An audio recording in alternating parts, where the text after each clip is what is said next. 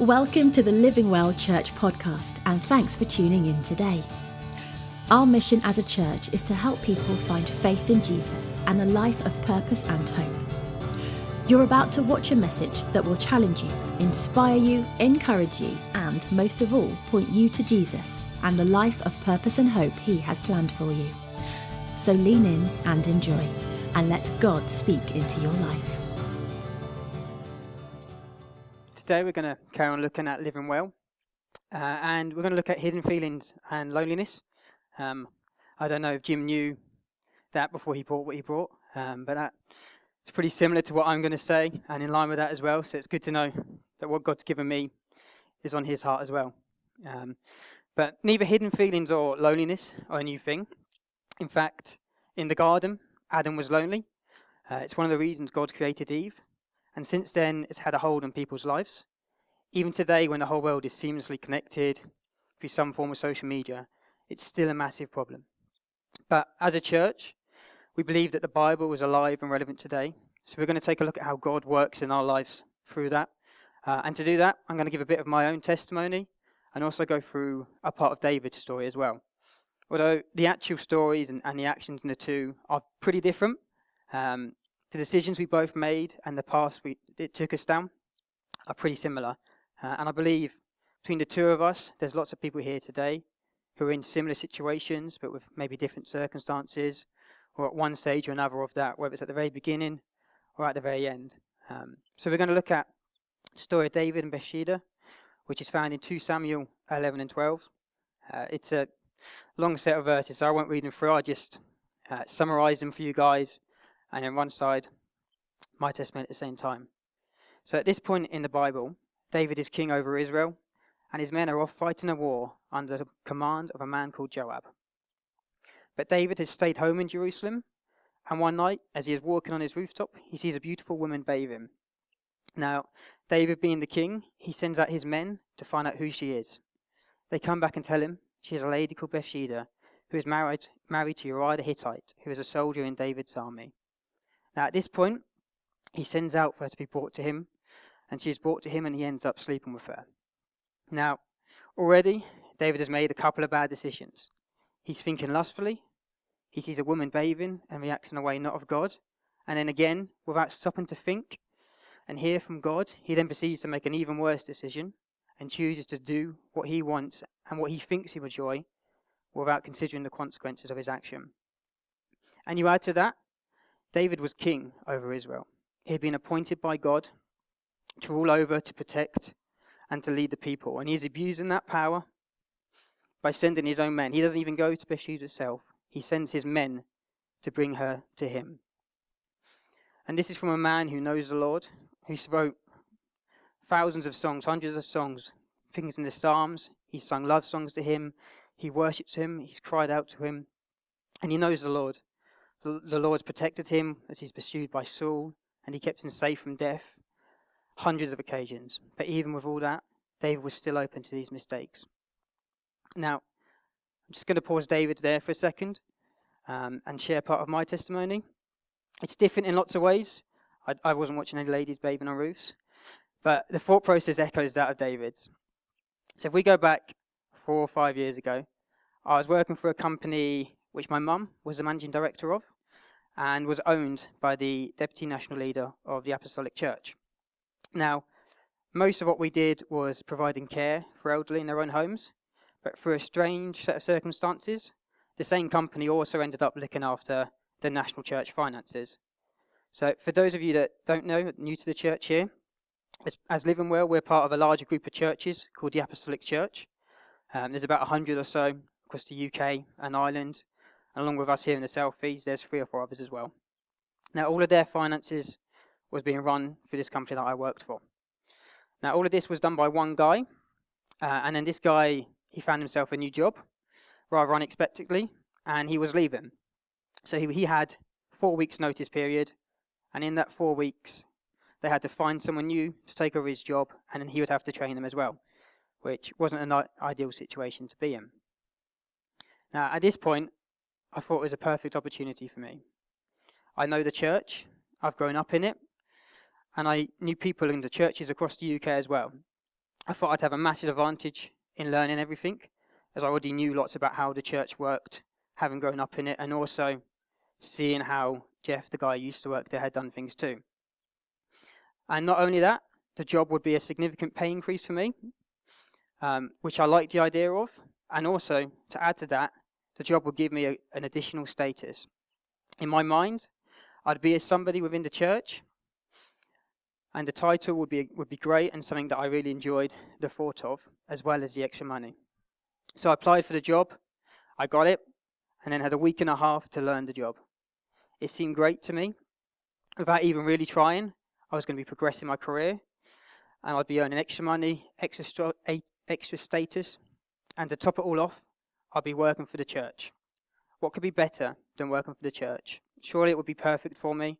I'd be able to grow in my career, and I thought I'd be able to grow with God because I was working with the church. But, like David, all of my decisions were selfish. At no point had I stopped to ask God if this was what he wanted me to do. It looked like the perfect opportunity from the outside. The extra money was going to allow me to buy a fancy new car. The job itself made me feel good and important, and in my head, it was going to draw me closer to him. Although very different circumstances, myself and David were acting the same way. We're both thinking and acting entirely as we wanted, with no thought to what God had called us to and what he wants us to do. And for both of us, it gets worse from here. Now, after David has slept with Bathsheba, it turns out that she is pregnant with his child. At this point, things are getting pretty bad for him. But instead of stopping to deal with the problems at the time, he carries on to make things worse in his own way. He sends word to Joab, who commands his armies, to send Uriah back to him. David talks with him and sends him back to his home with a gift, hoping he would go home and sleep with his wife and cover up David's pregnant child. But instead, Uriah chose to sleep at the entrance to David's palace with David's servants. The next day, David goes to him and asks, "Why didn't you go home?" He said, "You're returning from war. Surely you'd want to be at home with your own wife."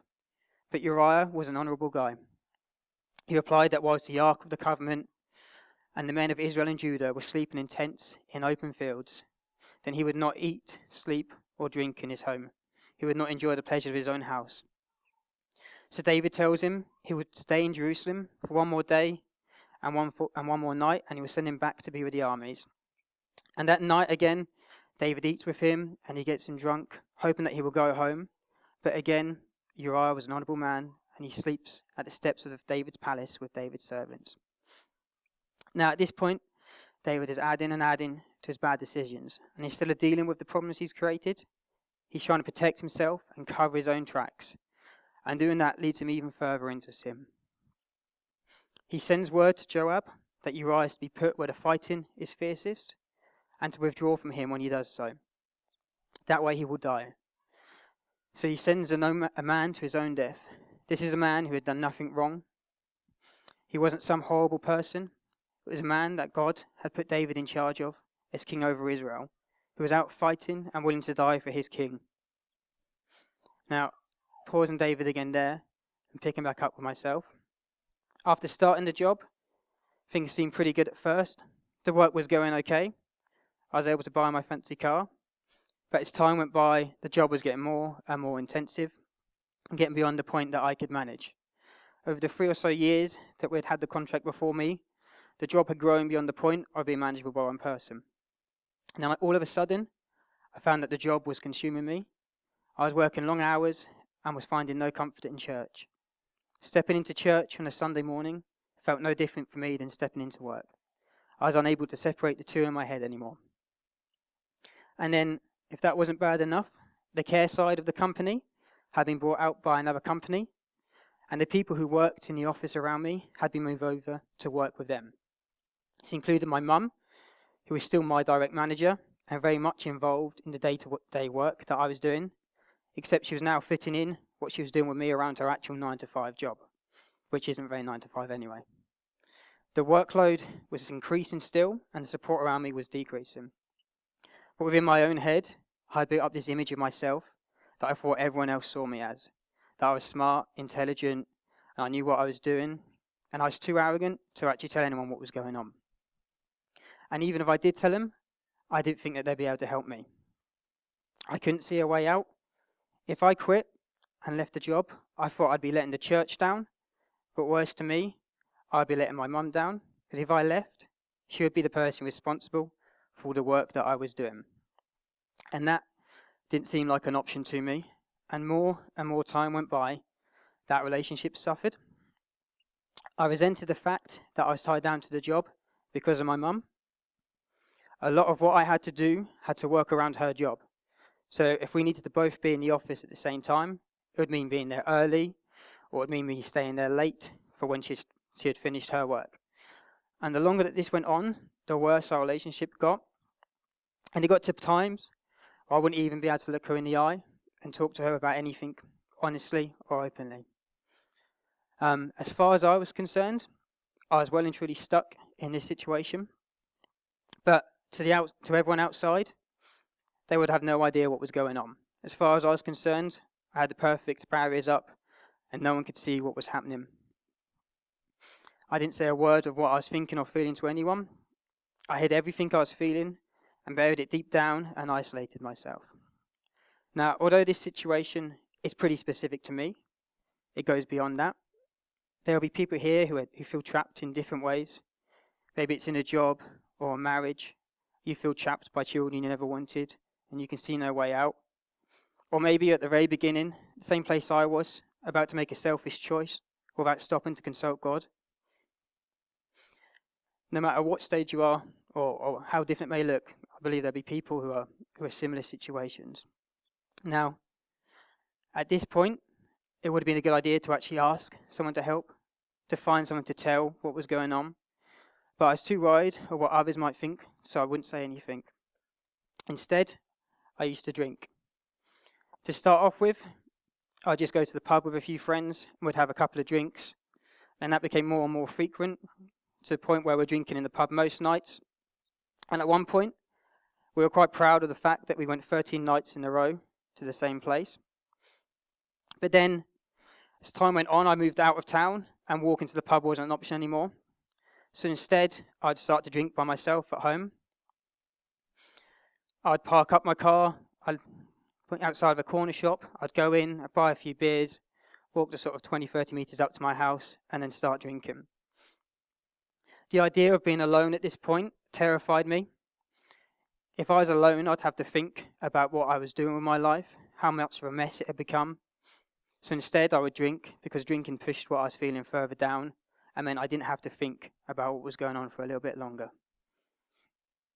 So instead of turning to God when I needed him, I was turning into sin and turning to the earthly things. Now for me, it was alcohol, but this doesn't mean it'll be the same for other people. Maybe you feel trapped in a loveless relationship, so you throw yourself into work to avoid spending too much time at home. Or for others, maybe instead of turning to God, you turn to pornography. There'll be whole different things that everyone does differently, but instead of turning to God, we turn to sin. Now, this is where myself and David's stories get a little different. For me, it got to a point where I could see no way out of the situation I was in. I was drinking virtually every night, and by this point, most of my drinking was taking place at home. My prayer life was virtually non-existent. I would rarely pray, and if I did, it would be a throwaway prayer with no thought behind it, and not really expecting anything from God. But on a Sunday night, I was sat thinking about work the next day, and I was so lost and desperate, and I could see no way out. I couldn't even see a way that I thought God could help. I was so lost in my own desperation, I thought my problems were beyond even what he could do to help. But that night, I cried out to God, I wept, and I begged that he send Jesus back that night. I prayed that he would send the second coming, because I couldn't see any way he could help me out of what I was in, and I could see no way that I could get up the next morning and carry on and face the situation I was in. Now, I don't know how long I was on my knees, crying out to the Lord, but eventually I managed to drag myself back to bed, and not really feeling any difference, the next morning came, and I somehow managed to find the resolve to get up and go back to work. Now, at this point, nothing was changing. The job wasn't getting any easier, and I still did everything I could to portray the image I'd built around myself. I was so obsessed with what people thought they saw me as, that I wanted to see me as, that I even turned down an opportunity to step away, because I was so deep in my own arrogance that I thought I could still make things work. We were getting to a point where the contract with the church was running out.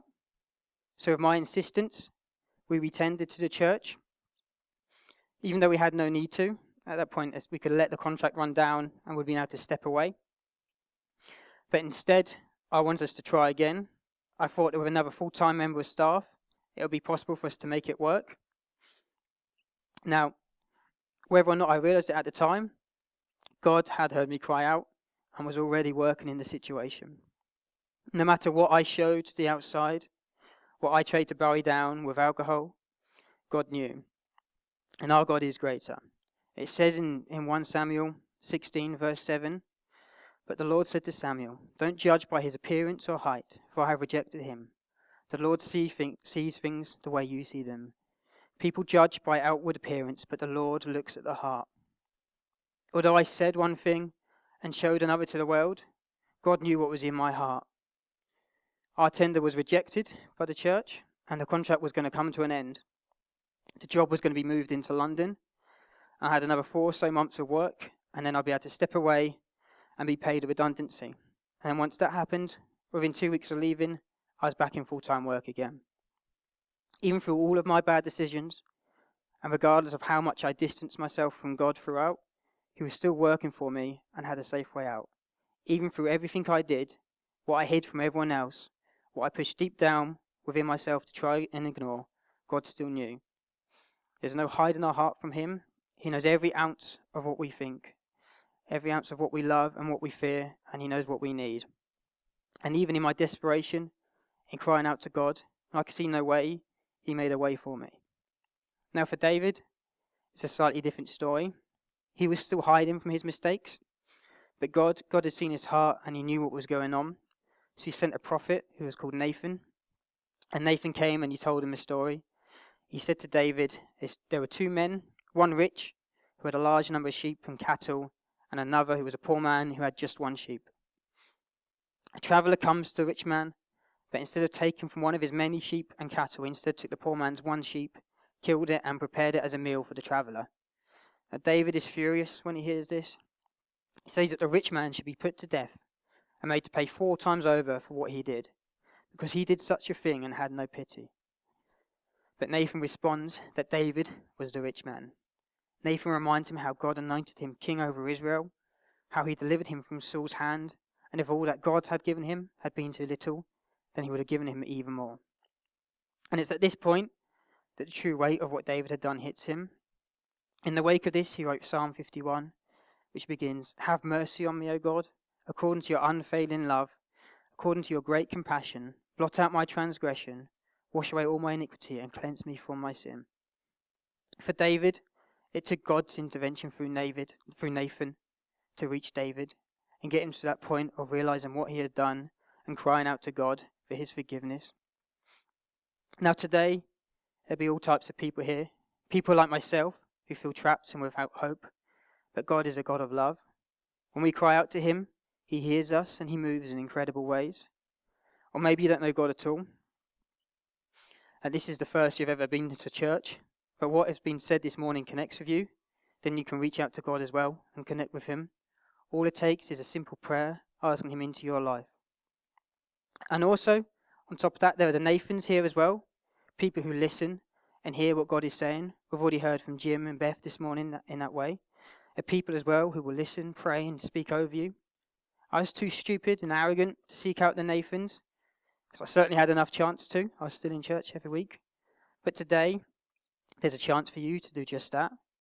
Now is the perfect time, either to do it where you are, to cry out to the Lord, to tell Him what He already knows, and to make that decision. Or even more, if you want to come forward or feel the need to come forward, we're going to make space for that as well. And then the people who are here, the people who are like the Nathans, can pray and speak into your own lives. But no matter how bad you think your situation is, God can still help. For me, I couldn't see a way that God could help short of ending our time on earth. But He still made a way and dragged me through it. So don't let this morning pass by. if what I've said rings true of you this morning, don't be as stubborn as I was. Use the day as an opportunity. We're going to make space now as the worship band come back up for people to respond. For some, that might be between you and just you and God. For others, that might be finding a friend or someone you trust around you. And for others, that might be coming forward and having people here pray for you. But whatever it is, if you want to respond, then don't let the opportunity pass you by, and let God move in your life today.